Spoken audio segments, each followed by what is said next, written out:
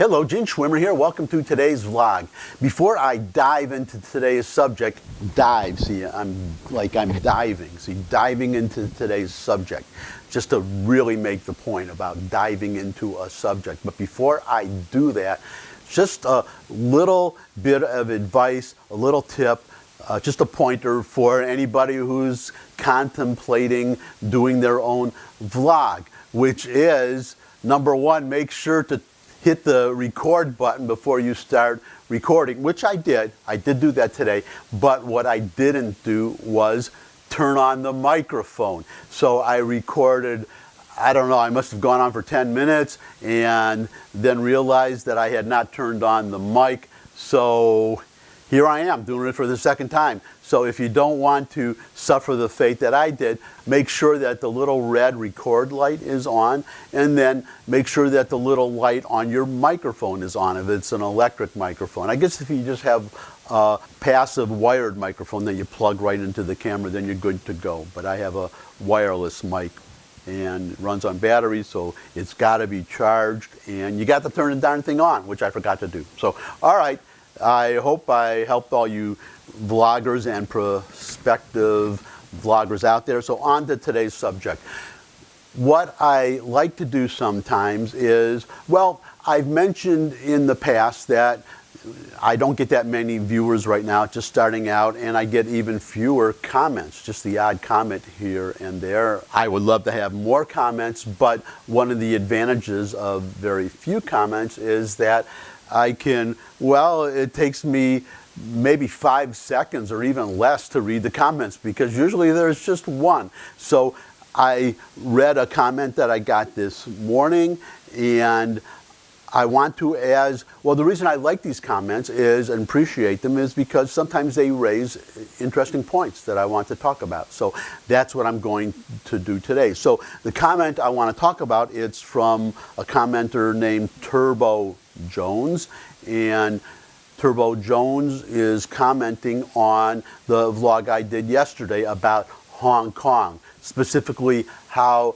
Trump should react to, or what he should say about the Hong Kong demonstrations and the protests. So Turbo Jones, and by the way, the vlog is there, it was only yesterday. I'm not going to go into a lot of detail. You can just go there and watch it. But anyways, so let me read the quote from Turbo Jones. Quote, "Can't we see some negative effects on the Hong Kong economy from mainland rule before we join in with such rabble-rousers?" Unquote. So the basic point is, well, I'm going to get to the basic point, but I want to make some preliminary remarks first. So what I want to do first, well, I do want to take one short issue with the term rabble-rousers, because these demonstrations started with an extradition law that the Hong Kong legislature, or the Hong Kong leadership, well, I can't say passed because they weren't really elected. I guess I would say the more accurate term would be imposed, but passed or imposed, whatever.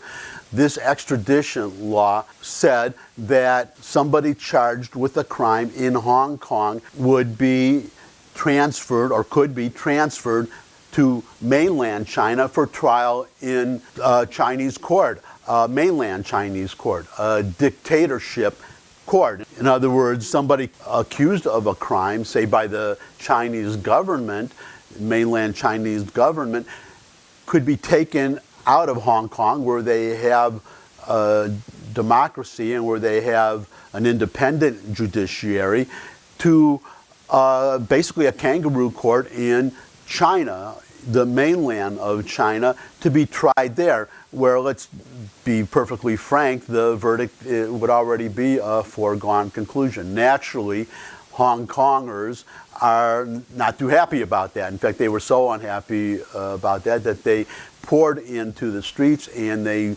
demanded that that law be withdrawn or repealed. But the point, well, and it wasn't, which is why, one reason why these demonstrations continue to go on. The leader, the executive, Carrie Lam, she said something about suspending the law, whatever. The law is still there. It's not being applied or imposed, but Hong Kongers are still, well, that was just the beginning. It's gone on from that. I'm going to get to that in a second, but the point I want to make is that the population of Hong Kong is about 7.9 million citizens, just short of 8 million. 2 million showed up for these demonstrations. 2 million, or a full quarter of the Hong Kong population, poured into the streets to oppose this law. When you're talking about a full quarter of the population, to me, you're no longer talking about rabble-rousers, unless a quarter of the population of Hong Kong are rabble-rousers, and I don't think they are. I had always understood Hong Kong to be a democratic, law-abiding, happy, peaceful society. So it's just my quibble there with the word rabble-rousers. You're not talking about, even today, they managed to shut down the Hong Kong airport for 2 days in a row. That takes a lot of people, so you're no longer talking about rabble-rousers, which to me implies a small number of people, because if you're going to use that term, then the founding fathers, our forebears who declared independence from Britain and fought Britain, well, then they were rabble-rousers too. And maybe some people think of them that way, but I don't think of them that way. So that leads me into the United States of America. That's what I want to talk about and lay the foundation for the comment I'm going to make about Turbo Jones's own comment. So, well, this tells the story, this picture. You look at this picture and you see in this demonstration in Hong Kong, you see the American flag. So that obviously has a meaning, and that leads me into talking again about the United States. So let's talk about the Declaration of Independence. Why did we declare independence from England? Now, it's important to know that British soldiers, when we were still His Majesty's colonies, British soldiers that were stationed in America being jealous of Americans because America was a prosperous country. Now, these British soldiers back home in England where they lived, you're talking about little tiny houses. Well, you've seen drawings and paintings of old England, I'm sure, but little houses and crowded streets in these villages and tiny little narrow streets. But they would come to America and they would see these giant farms and a prosperous and happy people.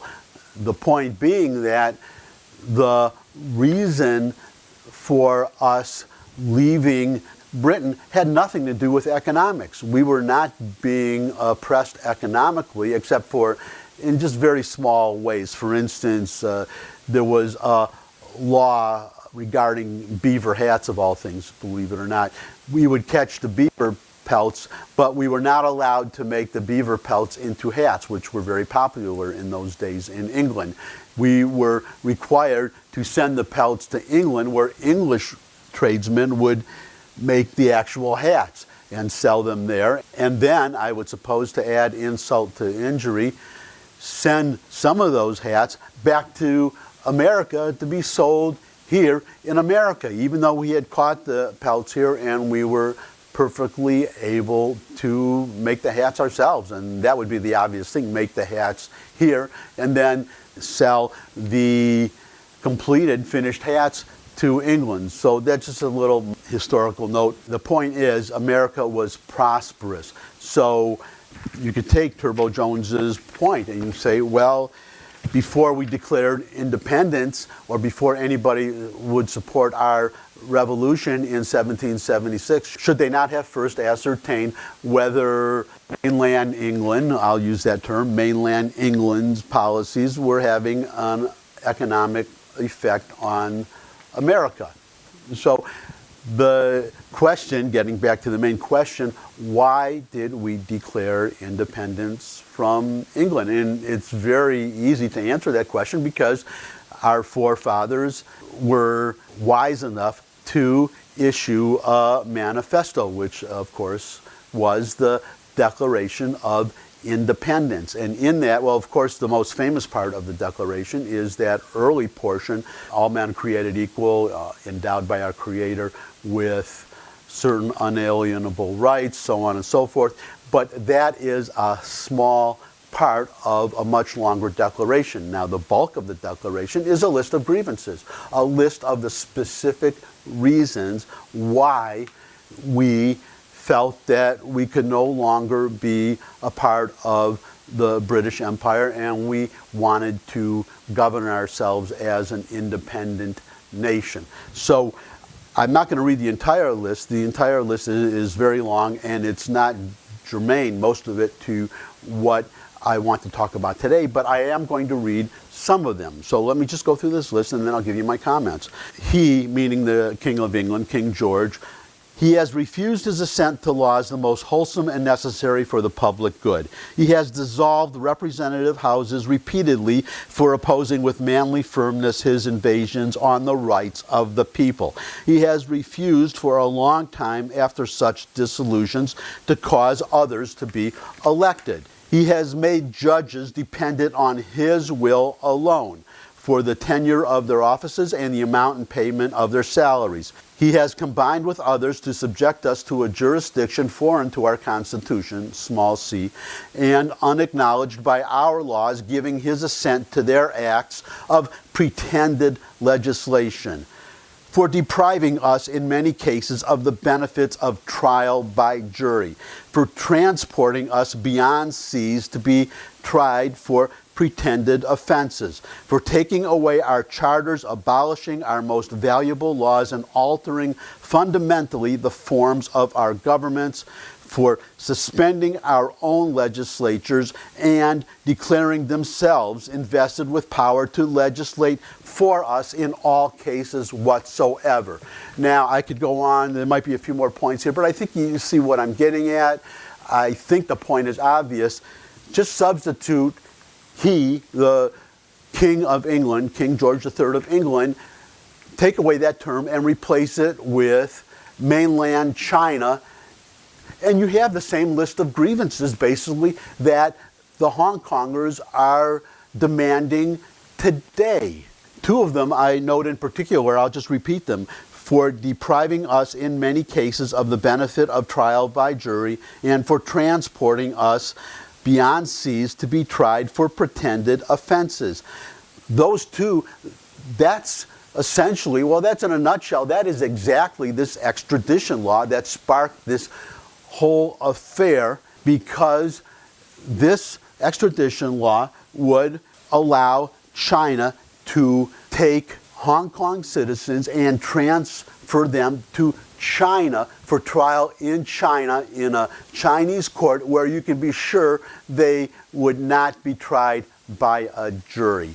So now we can get to Turbo Jones's comment, which is to note for me the interesting question that Turbo Jones raises, because this is precisely the mainland Chinese strategy today for the citizens of, or I would say subjects actually is a more accurate word because it's a dictatorship, the Chinese subjects, the Chinese citizens in mainland China.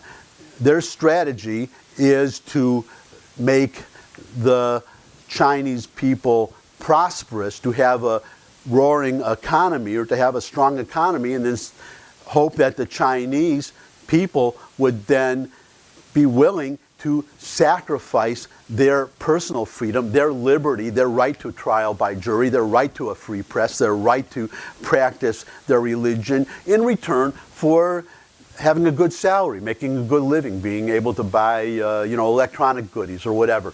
So that is the question, and I would invite people to comment if they would like to. But well, ask yourself, how much of your personal freedom would you be willing to give up to double your salary, to double your income, to be twice as wealthy as you are right now? That's the question, how you weigh these two trays on the scale of liberty and justice. On one side, you have income, wealth, prosperity. On the other side, you have justice and liberty. So how do you weigh it? I know how I come down, and I'm not going to even guess how those of you watching this feel, but that's the question. And I just wanted to, once again, thanks to Turbo Jones for raising the question. As I said, it's an interesting point. And that's it for today. I'm going to head out now. Oh, and I said yesterday it was so hot and the air conditioner wasn't working. Repair guy came today. Everything is fine. Air conditioner is working gangbusters. And I hope it will continue to work, and I hope you will all continue to visit me. So once again, thumbs up if you like the video. Share it with anybody you think could benefit from the video. If you have any comments, you can put them in the comments section below the video. I would love to see people comment not just to me, but to comment to each other. Get a little debate going that I could read and find interesting, as I know I would, and perhaps learn something more. And if you have a Twitter account, then by all means, tweet out my URLs to your followers, invite them to retweet and, of course, to watch the videos. And, if you have a suggestion for a topic, you can put that in the comments too. And finally, you could subscribe. That would be nice to get subscribers. And I look forward to seeing all of you again, and hopefully all of you and new people besides. And until next time, bye.